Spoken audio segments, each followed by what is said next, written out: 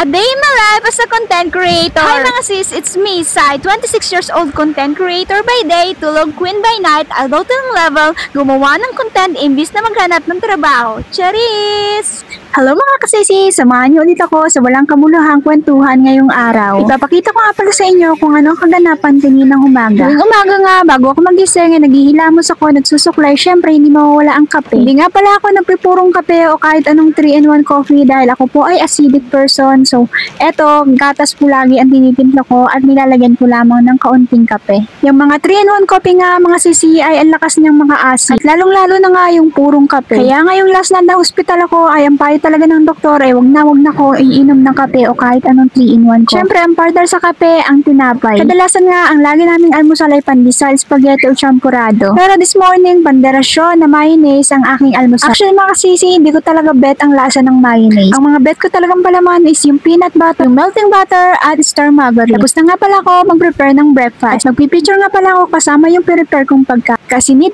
ko yan pang open picture post sa aking Facebook. Sayang din naman yung $0.01, diba? Sa pag-aalmusal nga, nakasabay na si Mama at si Buriching. Ngayong araw nga, ang ganda talaga ng sikat ng araw. Tingnan niyo naman yung kalangitan ay blue na blue. Kaya nga pagtapos ko mag-almusal, nakipaglaro muna ako dito sa mga chikiting ni Mari. By the way, si Mari nga pala yung aking asawa at itong mga asong to ay kanyang alaga. Enjoy ko na nga paglalaro kasama tong dalawang asong. Kahit hindi naman talaga ako dog lover. Dito nga sa labas ng bahay namin mga kasisi, ay marami talaga kayong makikitang gulong. Dahil yan talaga ang tanging proteksyon para sa aming mga bahay. At itutur ko nga kayo saglit dito sa labas ng aming bahay. Kung makikita nyo nga mga kasisi ay napakapatag na ng buhangin dito sa amin ngayong araw. At eto nga pala yung area kung saan may bagong tayong bahay at yung kagagawa pa lang nilang pader sinira kagad at hinambas ng mga malalaking alon. At sa area naman na ito mga kasisilod ay may malalaking bato na nakadikit talaga yung mga talaba. Itong pader na to talaga ang laki ng pagkasira. At kung makikita nyo nga aming mga bahay mga kasisi ay sobrang lapit na talaga nito sa tabing dagat. Muntik ko na nga makalimutan na schedule ko pala maglaba ngayong araw. Mga ilang piraso lang naman tong lalamad ko kaya lalamon ko na dahil ayaw ko nang rumami pa. Dito nga sa aming mga kasisi ay wala kaming gripo kaya poso lang ang aming gamit sa pagkuha ng tubig. Mahirap mag-pump ng water pero okay lang yan at least free. Natapos na nga ako sa aking paglalaba mga kasisi. Nakakagutom din kaya eto diretsong tanghalian na. Pagkatanghalian nga ay doon lang kami nagkakasabay-sabay.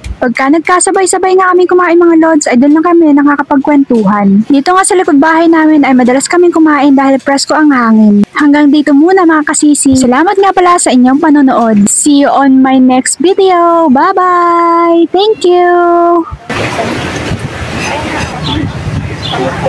Mo pa na isang ano ko. Wala naman.